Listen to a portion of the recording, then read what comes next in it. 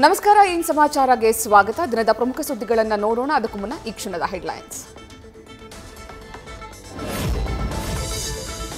ವಕ್ಫ್ ವಿವಾದ ಮಂತ್ರಾಲಯಕ್ಕೆ ಕೊಂಡೊಯ್ದ ಇಬ್ರಾಹಿಂ. ಮಂತ್ರಾಲಯ ರಾಯರ ಮಠದ ಸ್ಥಳ ಅದೋನಿ ನವಾಬರದ್ದು. ಚರ್ಚೆಗೆ ಗ್ರಾಸವಾದ ಕೇಂದ್ರ ಮಾಜಿ ಸಚಿವರ ಮಾತು.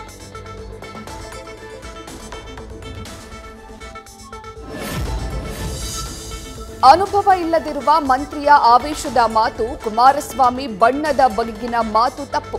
ಗೌಡರ ವಯಸ್ಸಿಗೆ ಗೌರವ. ಒಕ್ಕಲಿಗ ಸಮುದಾಯದ ಕ್ಷಮೆ ಕೇಳಿದ ಇಬ್ರಾಹಿಂ.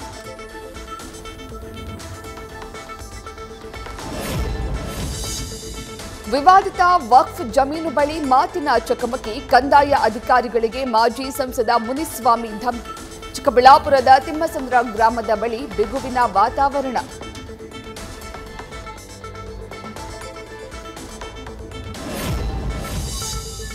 ನವೆಂಬರ್ 25ರಂದು ನ್ಯಾಯಾಲಯಕ್ಕೆ ಮುಡಾ ತನಿಖಾ ವರದಿ. ಈವರೆಗೆ 4 ಆರೋಪಿಗಳ ವಿಚಾರಣೆ ಒಳಪಡಿಸಿದ್ದೇವೆ. ನ್ಯೂಸ್ ಫಸ್ಟ್ಗೆ ಲೋಕಾಯುಕ್ತ ಎಸ್ಪಿ ಉದೇಶ್ ಮಾಹಿತಿ.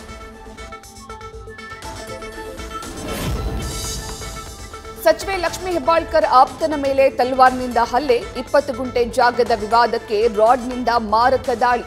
ಗ್ರಾಮಸ್ಥರು ಸೇರ್ತಿದ್ದಂತೆ ಬೈಕ್ ಬಿಟ್ಟು ಕಾಲ್ಕಿತ್ತ ದುಷ್ಕರ್ಮಿಗಳು.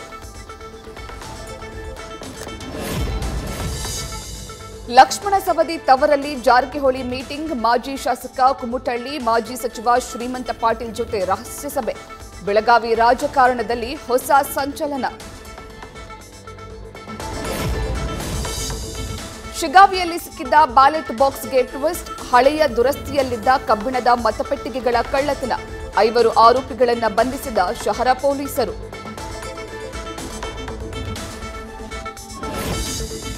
ದೇವಸ್ಥಾನದಲ್ಲೇ ಅರ್ಚಕರ ನಡುವೆ ಹೊಡೆದಾಟ. ಕಲಬುರಗಿಯ ದತ್ತಾತ್ರೇಯ ದೇವರ ಸನ್ನಿಧಿಯಲ್ಲಿ ಘಟನೆ.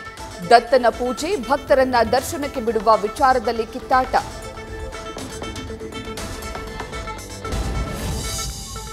ಪಿಡಿಒ ನೇಮಕಾತಿ ಪರೀಕ್ಷೆಯಲ್ಲಿ ಎಡವಟ್ಟು. ಕಲಬುರಗಿಯಲ್ಲಿ ಪರೀಕ್ಷೆ ಬರೆಯಲಾಗದೆ ಪರದಾಡಿದ ಪರೀಕ್ಷಾರ್ಥಿಗಳು. ಅನ್ಶೀಲ್ಡ್ ಪ್ರಶ್ನೆ ಪತ್ರಿಕೆ ಬಂಡಲ್ ತಂದಿದ್ದಕ್ಕೆ ಬಹಿಷ್ಕಾರ.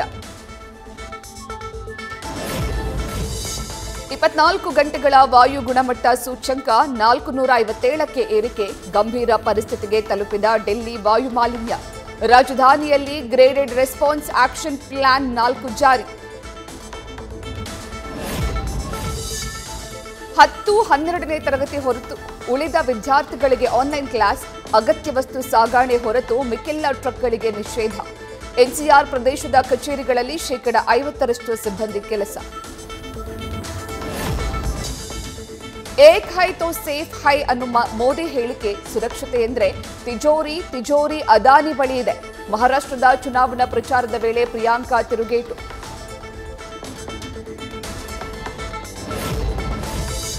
ಪ್ರಧಾನಿ ನರೇಂದ್ರ ಮೋದಿಗೆ ನೈಜೀರಿಯಾದ ಅತ್ಯುನ್ನತ ಗೌರವ. The grand commander of the order of the Niger ಪುರಸ್ಕಾರ. ಭಾರತದ 140 ಕೋಟಿ ಜನರಿಗೆ ಪ್ರಶಸ್ತಿ ಸಮರ್ಪಣೆ.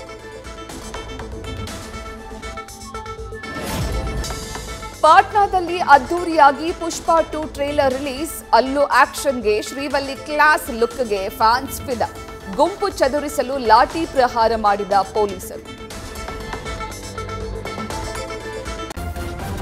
ನ್ಯೂಸ್ ಫಸ್ಟ್ ನಿರ್ಭೀತಿಯಿಂದ ನಿಮ್ಮ ಪರವಾಗಿ.